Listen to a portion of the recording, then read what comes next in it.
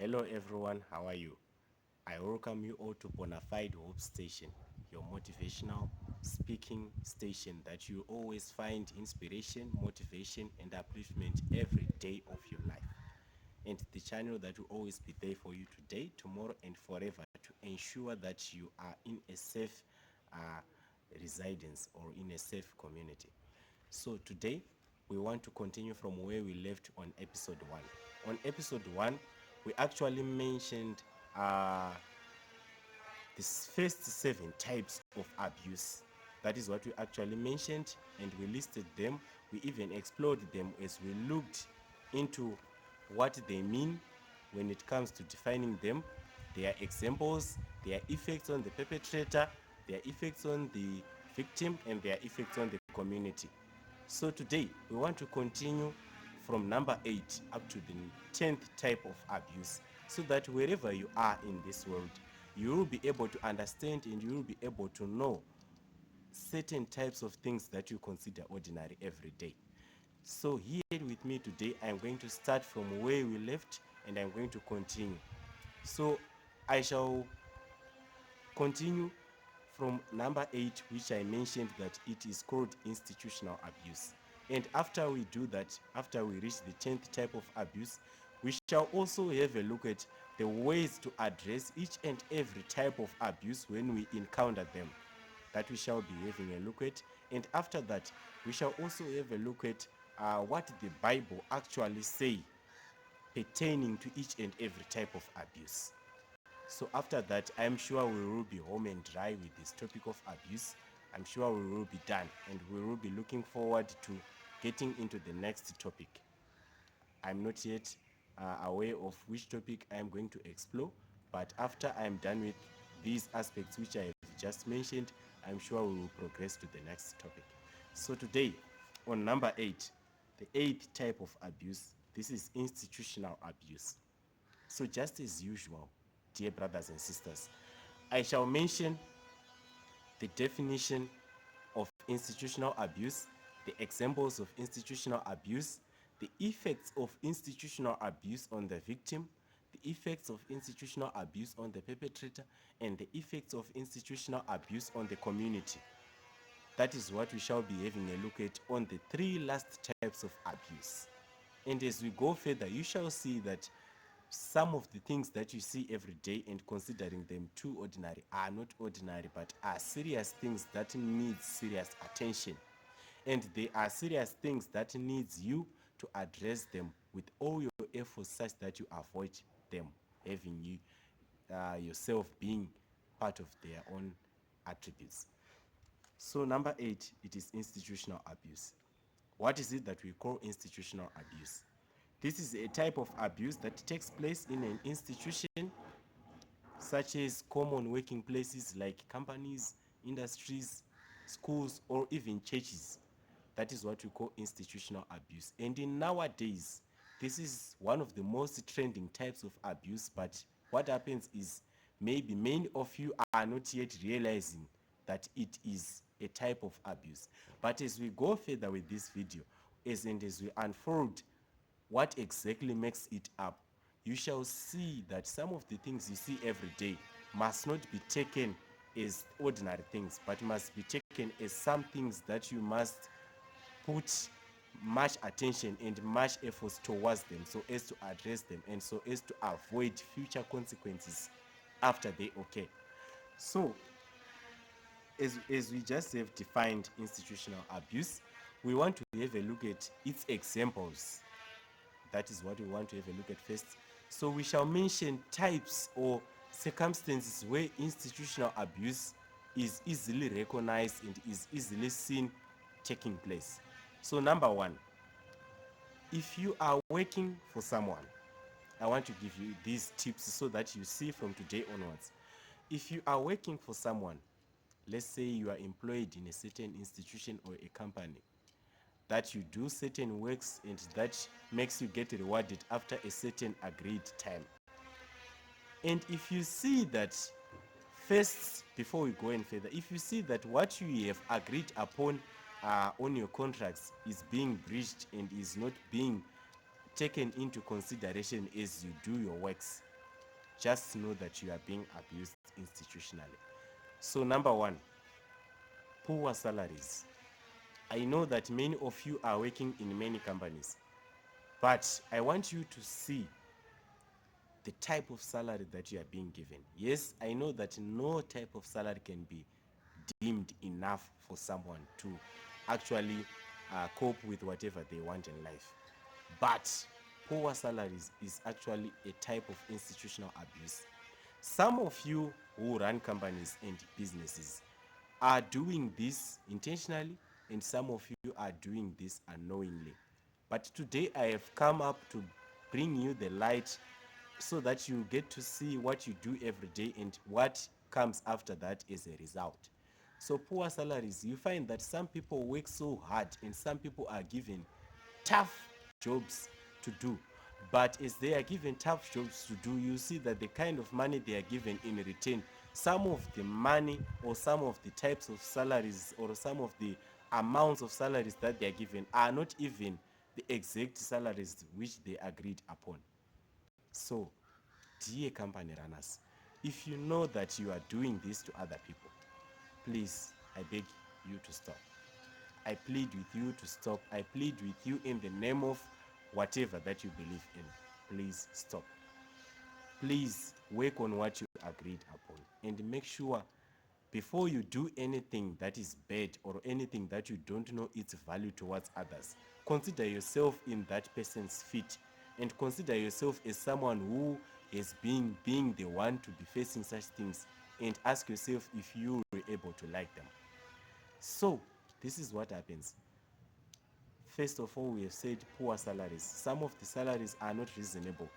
You actually be shocked when you hear some salaries that are being earned by other people, and you actually question yourselves how exactly they are surviving with such paltry salaries, such meager amounts of money which they are being given.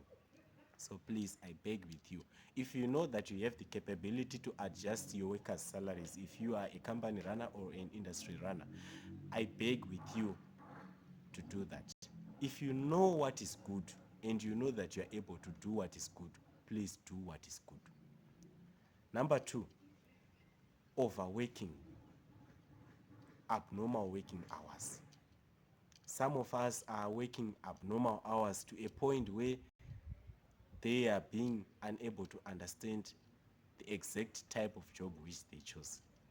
Because you find that on a contract, some people are given jobs after they agreed on the certain duration of the work they must be doing per day, but others are being forced to work abnormal hours per day which they never agreed to do.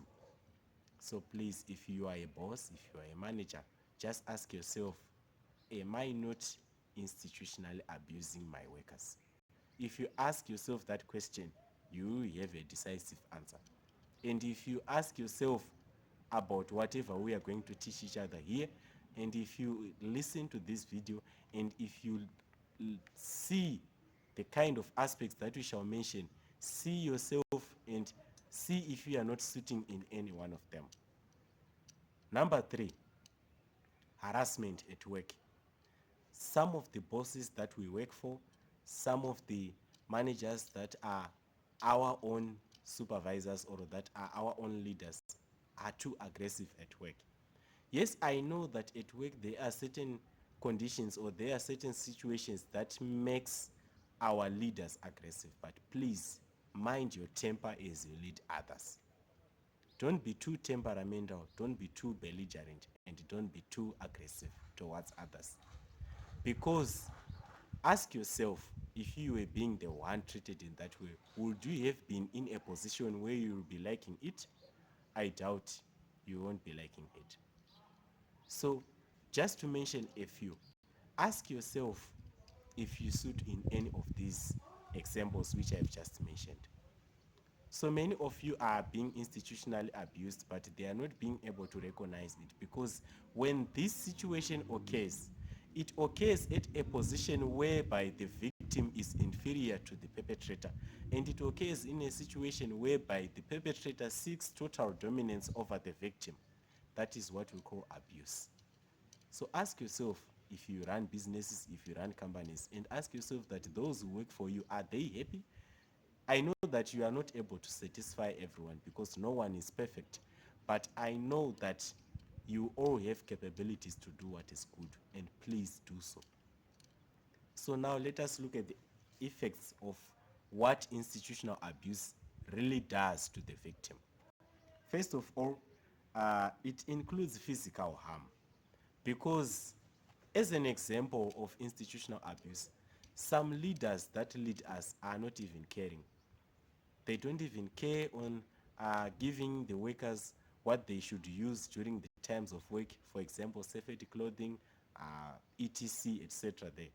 They are not even caring, and what they do is they don't even consider your own health and your own safety. So as a result, institutional abuse on the victim results in physical harm.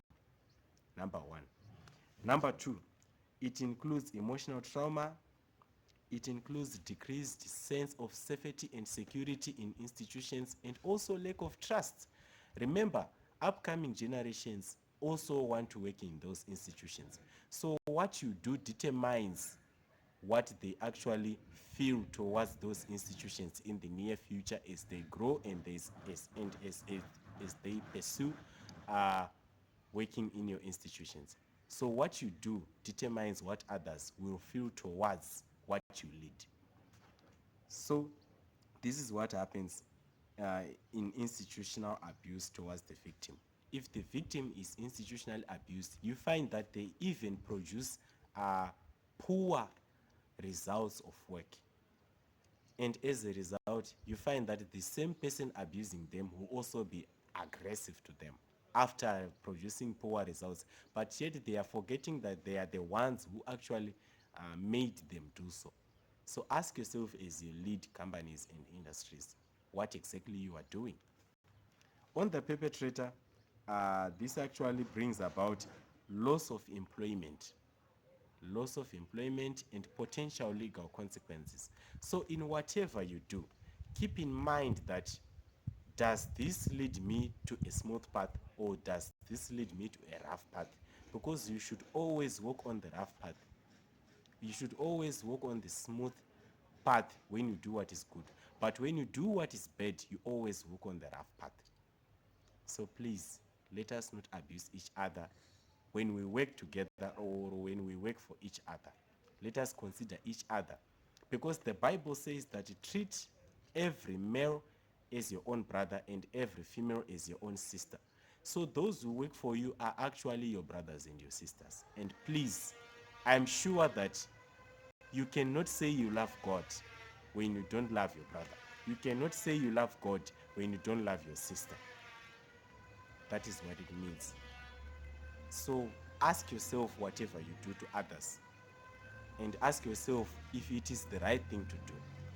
Let us look at what it causes on the community as an effect. It also causes a decreased sense of trust in institutions and authority figures, because we find that some of us have younger brothers and younger sisters who also wants to work in institutions tomorrow. But if they see me in a position whereby I am being institutionally abused, they actually get into a point where that sense is installed in their minds that institutions are abusive, and yet they must not be able to feel something like that, because tomorrow they are the leaders of tomorrow, and they are also workers of tomorrow. So this is what it does on the community. So please mind your step and mind what you do. It also causes fear and increased sense of vulnerability. Once someone is starting to feel vulnerable and fear, someone actually loses confidence in them, and they also lose trust in themselves. So ask yourself what you do. Are you not causing any of these things as a leader or as a company runner? Are you not causing any of these things? If you are, thank God. But if you are not, thank God. But if you are, please stop. And I plead with you to stop. Number 9. This is digital abuse that we want to have a look at on number 9. This is the use of technology to harm, to intimidate, or to control someone. That is what we call digital abuse. And in nowadays, now that the world is being improved through technology every day, many of us are doing this intentionally or unintentionally. Many of us are doing this knowingly or unknowingly. So what did we say here? We said digital abuse is the use of technology to harm, to intimidate, or to control someone. And this is a serious type of abuse that is also trending in nowadays, because we find out that some of us who are into digital abuse and who are digitally abusing others are doing this for content creation. And please don't create content in such ways. Consider each other's future. Imagine you being the one to ruin others' future by doing such things. Let us look at the examples. The examples of digital abuse include cyber stalking. It also includes online harassment or sharing nude pictures or intimate images without the owner's consent. Just imagine you being the one to be placed in such a point where you have been invaded your privacy totally in such ways. Others are hacking many people's accounts, and that one is digital abuse. Others are also cyber stalking others, and that is digital abuse. Others are even harassing others online, and that is digital abuse. Please, please, please, if you are doing this, stop. Make sure the content that you create has nothing to do with harming others. Because as we said, that every male in your life is your brother, and every female in your life is your sister. So ask yourself, am I not harming my brother by doing this? Am I not harming my sister by doing this? The effects on the victim include emotional distress and fear. Because once one is digitally abused, they become emotionally traumatized and distressed, and they also start to fear and to be frightened.